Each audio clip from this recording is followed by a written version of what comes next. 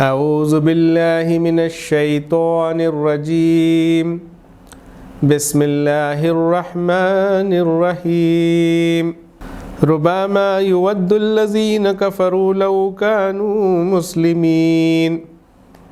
السلام علیکم ناظرین، 14ویں پارے کا خلاصہ لے کر ہم آپ کی خدمت میں حاضر ہیں۔ سورہ حجر شروع ہوتی ہے۔ اس سورہ میں نبی صلی اللہ علیہ وسلم کی دعوت کا انکار کرنے والوں کو سمجھایا گیا ہے اور اللہ کے عذاب کا انکار کرنے والوں کو ڈرایا گیا ہے، لیکن چونکہ اب تک مشرکین کی ہٹ دھرمی بہت زیادہ بڑھ چکی تھی، اس لیے سمجھانے سے زیادہ تنبیہ سے کام لیا گیا اور انہیں برے انجام سے ڈرایا گیا۔ اس کے علاوہ نبی صلی اللہ علیہ وسلم کو بھی تسلی دی گئی ہے۔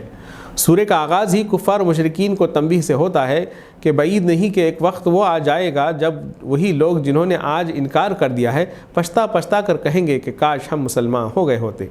انہیں آخری مہلت دیتے ہوئے کہا جا رہا ہے کہ ابھی تو انہیں مزے کر لینے دو، کیونکہ اس سے پہلے بھی جن قوموں کو ہلاک کیا گیا پہلے انہیں خاص مدت تک مہلت دی گئی، لیکن مہلت پوری ہونے کے بعد وہ ہلاک ہونے سے بچ نہیں سکے۔ اس کے بعد اللہ تعالیٰ کی قدرت کا ذکر ہے کہ اس زمین کو اسی نے پھیلایا ہے، اس میں طرح طرح کے سبزے اسی نے اگائے ہیں، اس میں معیشت کے اسباب اسی نے پیدا کیے ہیں، ہر چیز کے خزانے اسی کے پاس ہیں، ہواؤں کا چلنا، آسمان سے پانی کا برسنا، زندگی اور موت کا سب مالک وہی ہے۔ پھر انسان کی تخلیق اور اللہ کے حکم کے بعد بھی ابلیس کا اس کو سجدہ نہ کرنے کا ذکر ہے، جس کے بعد اسے مردود اور لعنت زدہ قرار دے کر جنت سے نکال دیا گیا۔ اس وقت اس نے اللہ سے مہلت مانگی کہ وہ اسی انسان کو دنیا میں بہکائے گا، البتہ تیرے ان بندوں کو جن کو تو نے خالص کر لیا ہو نہیں بہکا سکوں گا۔ جہنم و جنت اور ان کے اندر کی چیزوں کا ذکر کر کے فرمایا گیا کہ اللہ بات ماننے والوں کے لیے رحیم ہے اور نہ ماننے والوں کے لیے اس کا عذاب نہایت دردناک ہے۔ اس کے بعد حضرت لوط، حضرت شعیب کی قوم اور قوم سمود کا قصہ ہے۔ حضرت لوط علیہ السلام کی قوم نے ان کے پاس آئے ہوئے مہمان فرشتوں کو بھی نہیں بخشا، ان کے ساتھ بدکاری کرنے پر آمادہ ہوئے۔ آخرکار پھٹتے ہی ان کی بستی کو ایک دھماکے کے ساتھ تل پٹ کر دیا گیا اور اوپر سے ان پر پکی ہوئی مٹی کے پتھروں کی بارش کی گئی۔ حضرت لوح کی بیوی کو بھی نہیں بخشا گیا کیونکہ وہ نبی کا انکار کرنے والوں میں شامل تھی۔ یہی حال باقی دونوں قوموں کا بھی کیا گیا کہ صبح ہوتے ہی عذاب نے انہیں اپنی گرفت میں لے لیا۔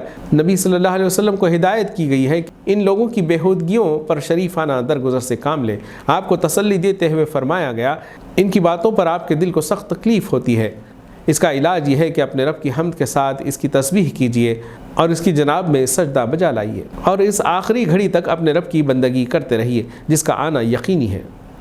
سورہ نحل شروع ہوتی ہے۔ اس سورہ میں ان نعمتوں کا ذکر ہے جو نعمتوں سے نوازنے کے وجود پر دلالت کرتی ہے۔ اس میں شرک کا ابطال بھی کیا گیا ہے، توحید کا ثبوت فراہم کیا گیا ہے، نبی صلی اللہ علیہ وسلم کی دعوت کو نہ ماننے کے برے نتائج سے باخبر کیا گیا اور حق کی مخالفت کرنے پر ڈرایا گیا ہے۔ سورہ کا آغاز ہی تنبیہی جملے سے ہوتا ہے کہ اللہ کا فیصلہ آ چکا ہے، اس کے آنے کے لیے جلدی نہ مچاؤ۔ پھر شرک کے باطل ہونے اور توحید کے برحق ہونے پر کائنات اور خود انسان کے اپنے اندر سے ایسے دلائل دیے گئے ہیں جو دل کو لگنے والے ہیں۔ اس کے علاوہ منکرین کے اعتراضات، ان کے شکوک اور ان کی ہیلوں کا جواب دیا گیا ہے کہ یہ لوگ کہتے تھے کہ انسان کو رسول بنا کر کیوں بھیجا گیا، کوئی فرشتہ کیوں نہ بھیجا گیا۔ اس کے جواب میں فرمایا گیا کہ اس سے پہلے بھی قوموں کے پاس انسانوں ہی کو رسول بنا کر بھیجا گیا تھا۔ مشرکین اللہ کے لیے بیٹیاں تجویز کرتے تھے، اس پر فرمایا بیٹیوں کو تم اپنے لیے تو پسند نہیں کرتے بلکہ بیٹے پسند کرتے ہو، اور جب کسی کے یہاں بیٹی پیدا ہوتی ہے تو اس کے چہرے پر کلونس چھا جاتی ہے، یہ کیسا انصاف ہے۔ یا مثلاً وہ کہتے تھے کہ نبی جو کچھ سناتے ہیں وہ انہیں ایک شخص سکھا پڑھا دیتا ہے۔ اس کا جواب دیا گیا کہ جس آدمی کی طرف ان کا اشارہ ہے اس کی زبان تو عربی ہے بھی نہیں، جبکہ قرآن صاف عربی زبان میں ہے۔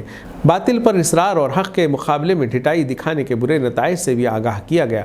مثلا فرمایا گیا کہ ان سے پہلے بہت سے لوگ ایسی ہی مکاریاں کر چکے ہیں، تو اللہ نے ان کا مکر، ان کی چالیں الٹی خود انہی پر ڈال دی اور ایسے رخ سے ان پر عذاب آیا جدھر سے اس کے آنے کا انہیں گمان تک نہیں تھا۔ قیامت کے دن بھی ان کے لیے بدبختی اور رسوائی ہوگی۔ آگے فرمایا گیا کہ شیطان ان لوگوں کا سرپرست بنا ہوا ہے اور یہ خود کو دردناک سزا کا مستحق بنا رہے ہیں۔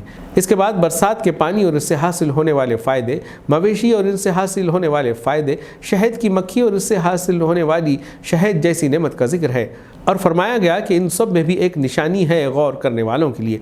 پھر فرمایا کہ اللہ پیدا کرنے والا اور مارنے والا ہے، وہی کسی کے رزق میں تنگی اور کسی کے رزق میں کشادگی کرتا ہے، لہٰذا اللہ کے ان احسانات کو ماننے سے انکار نہ کرنا چاہیے اور اس احسان میں اللہ ہی کے دوسرے بندوں اور غلاموں کو شریک نہیں کرنا چاہیے۔ قیامت کے بارے میں بتایا گیا کہ اس کے برپا ہونے میں پلک جھپکنے سے زیادہ دیر نہ لگے گی۔ اس لیے ہوشیار کیا گیا ہے کہ تمہیں دیکھنے کے لیے آنکھ، سننے کے لیے کان اور سوچنے کے لیے دل دیے گئے، انہیں کام میں لاؤ تاکہ تم شکر گزار بن سکو۔ اللہ کے حکم سے ہی پرندے فضا میں ٹھہرتے ہیں، اس نے اپنی پیدا کی ہوئی بہت سی چیزوں سے تمہارے لیے انتظام کیا ہے، یہ ساری نعمتیں اس لیے اس نے دی ہیں تاکہ تم اس کے فرمانبردار بن جاؤ۔ نبی صلی اللہ علیہ وسلم سے کہا گیا کہ یہ اللہ کی ان ساری نعمتوں کا ذکر کرنے کے بعد، یہ ساری نشانیاں دکھانے کے بعد بھی اگر یہ لوگ آپ کی دعوت سے منہ موڑتے ہیں تو گھبرانے کی بات نہیں، آپ کی ذمہ داری ان تک صاف صاف پیغام پہنچانے کی ہے۔ بس اس کے بعد کفار و مشرکین کو تنبیہ کی گئی ہے کہ قیامت کے دن ہر امت میں سے ایک گواہ کھڑا کیا جائے گا، پھر کافروں کو نہ تو حجتیں پیش کرنے کا موقع دیا جائے گا اور نہ ان سے توبہ و استغفار کا مطالبہ کیا جائے گا، بلکہ وہ وقت تو صرف سزا دینے کا ہوگا اور سزا میں کوئی کمی نہیں کی جائے گی۔ اس کے بعد ان چند اخلاقی تعلیمات کا ذکر کیا گیا ہے جو انسانی معاشرے کی درستی کے لیے ضروری ہیں۔ مثلا اللہ عدل و احسان اور صلہ رحمی کا حکم دیتا ہے، بدی اور بے حیائی و ظلم زیادتی سے منع کرتا ہے۔ نیز اللہ کے عہد کو پورا کرو، خصمیں نہ توڑو۔ قرآن کے پڑھنے کے آداب کے سلسلے میں بتایا گیا کہ پڑھتے وقت شیطان رجیم سے اللہ کی پناہ مانگ لیا کرو، اس طرح اسے تم پر تسلط جمانے کا موقع نہیں ملے گا۔ اپنی طرف سے کسی چیز کو حلال و حرام ٹھہرانے کو اللہ پر جھوٹ باندھنے سے تعبیر کیا گیا۔ آخر میں نبی صلی اللہ علیہ وسلم کو نصیحت فرمائی گئی ہے کہ آپ اپنے رب کے راستے کی طرف حکمت اور عمدہ نصیحت کے ساتھ دعوت دیتے رہیے، صبر سے کام کیجیے، ان لوگوں کی حرکات پر رنج نہ کیجیے، اللہ ان لوگوں کے ساتھ ہے جو تقوی سے کام لیتے ہیں اور احسان پر عمل کرتے ہیں۔ ناظرین، یہ تھا 14ویں پارے کا خلاصہ۔ کل ہم اگلے پارے کے ساتھ آپ کی خدمت میں حاضر ہوں گے۔ اللہ حافظ۔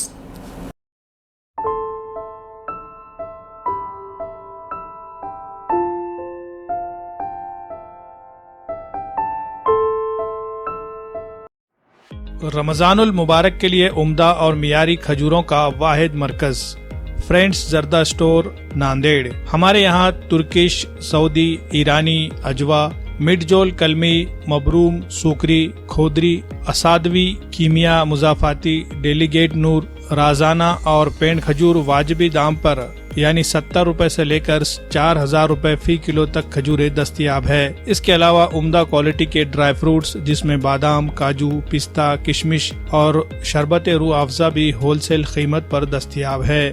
مزید تفصیلات کے لیے رابطہ کریں۔ فرینڈ زردہ اسٹور، خدیم مونڈا مارکیٹ، ناندیڑ۔ ڈائریکٹر عبدالسلیم سوداگر قادری الکاظمی، مینیجنگ ڈائریکٹر عبدالریان سوداگر، مارکیٹنگ مینیجر افنان سوداگر۔